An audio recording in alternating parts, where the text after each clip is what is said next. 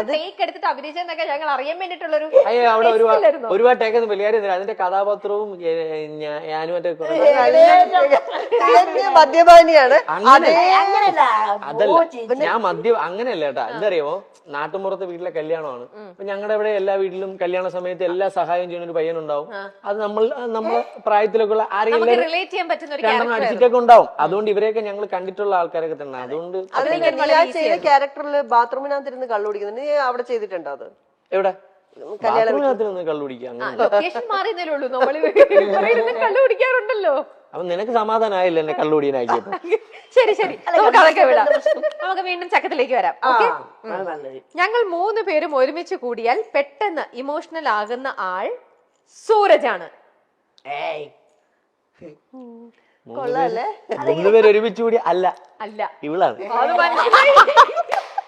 എപ്പോഴും ഇമോഷണൽ അത്യാചാർ സുചിത്രയിലേക്കാണല്ലോ. സുചിത്ര എനിക്ക് ചെറിയ വാക്കുകൾ മതി ഇവരുടെ നമ്മൾ അറിയാതെ എന്തെങ്കിലും പറഞ്ഞു അതിലൊരു ചെറിയ വാക്കിൽ പിടിച്ച് ഞാൻ പോകും. ഇതിന് കട്ടിങ് ആണെന്ന് വേറെ ഉണ്ട്. ഇപ്പൊ ഞാനും ഇപ്പൊ ഈ അതായത് ഇവനും ഇവളും കാണല് കുറവാ.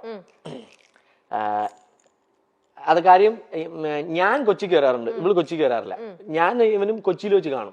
എന്തെങ്കിലും വർക്കോ ഷൂട്ടോ എന്തെങ്കിലും പരിപാടിക്ക് വരുമ്പോ കാണാറുണ്ട്. അപ്പൊ ഞങ്ങള് ഇപ്പൊ പരസ്പരം ഇവിടെ വെച്ച് കാണുമ്പോ കാണുന്ന ദിവസം ഞങ്ങള് ചിലപ്പോ ഭയങ്കരമായിട്ട് എൻജോയ് ചെയ്ത് നടക്കുമ്പോ ഇവള് അവിടെ ഇരുന്നിട്ട് ഞാനില്ലാതല്ലേ അല്ലേ ഇവളിരിക്കും. അപ്പൊ ഞാനില്ല, ഞാൻ കൊച്ചിക്ക് വളരെ വിരളിലെണ്ണാവുന്ന പ്രാവശ്യം വന്നിട്ടുള്ളൂ, മൊത്തത്തിൽ വന്നിട്ടുള്ളൂ.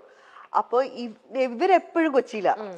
ഇവര് ഞാൻ നോക്കുമ്പോ ഇവരിങ്ങനെ കറങ്ങി കിടക്കും. അപ്പൊ ഈ സുഖിലെന്ന് പറഞ്ഞ് കൊണ്ടു നടന്നിട്ട് ഞാനില്ല അതില്. അല്ല, അവിടെ അവര് നോക്കുമ്പോ ആയല്ലോ ഇത് സൂരജും അഖിലും. അപ്പൊ ഞാനിവിടെ ഞാൻ ഈ സുഖില് ബാലൻസ് ചെയ്യുന്നുണ്ട്, അത് ശ്രദ്ധിക്കും.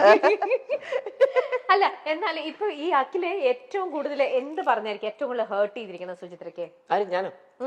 ഇത് ഇവനും പറഞ്ഞോണ്ട് എന്നെ മാത്രം പറയുന്നത്. അതിലടുത്ത സൂരജിലേക്ക് വരികയായിരുന്നു. ആണോ? ഞാനോ? ഇവൻ പറയണത് ഇവൻ മനസ്സിലാക്കത്തില്ല, നമ്മുടെ സിറ്റുവേഷൻ മനസ്സിലാക്കത്തില്ല. ഇവൻ ഇപ്പൊ ഇത് എനിക്കാണുണ്ടായ കാര്യം. ഇപ്പം ഞാന്, ശാലിനി, ഇവൻ എല്ലാവരുടെ കോൺഫറൻസ് കോളിൽ സംസാരിക്കായിരുന്നു. എന്റെ കോൾ എങ്ങനെയോ കട്ടായി പോയി. അത് കഴിഞ്ഞിട്ട് പെട്ടെന്നപ്പോഴത്തേക്ക് എന്റെ കുഞ്ഞമ്മ വിളിച്ചു, അമ്മയുടെ സിസ്റ്റർ. അപ്പോഴത്തേക്ക് ഈ കോള് കട്ടായി പോയി. അപ്പൊ ഞാൻ വിചാരിച്ചു കുഞ്ഞമ്മല്ലേ, ഒന്ന് എടുത്തിട്ട് തിരിച്ച് കണക്ട് ചെയ്യാം. വിളിച്ചു, കോൾ എടുത്തു. ഞാൻ പറഞ്ഞു കുഞ്ഞമ്മ ശരി, 1-2 വാക്കുകൾ പറഞ്ഞു, ശരി. അപ്പോഴത്തേക്ക് ഇവൻ വീണ്ടും വിളിച്ചു. ഉടനെ തിരിച്ചു പറയാണ്, നിനക്ക് വേറെ കോള് വന്ന് കട്ട് ചെയ്യുമ്പോ ഒരു വാക്ക് പറഞ്ഞിട്ട് പോയിക്കൂടെ? ഞാൻ പറഞ്ഞു ഇല്ലടാ.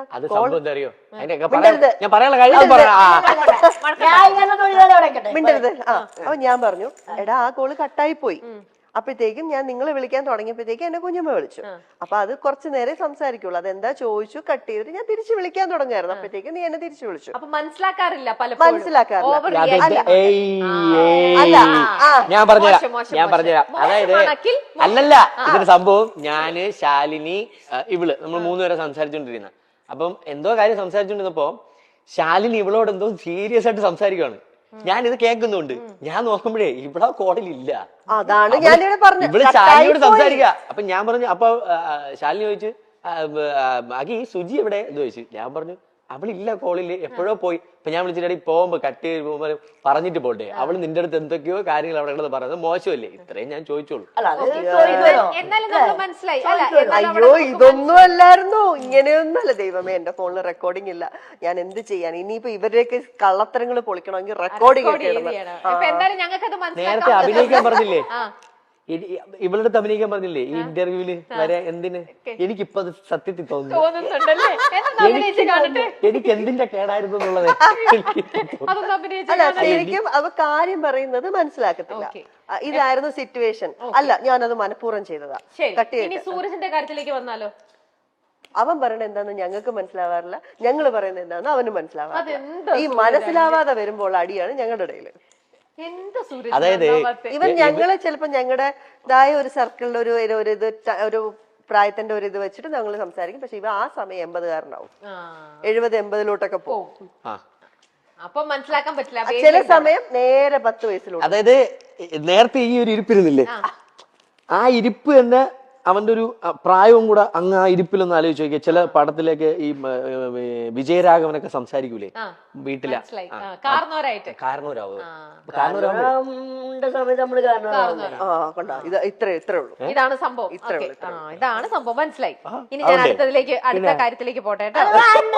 വേണ്ടേ വേണ്ടേ കാരണവരാകുമ്പോ ആവണം.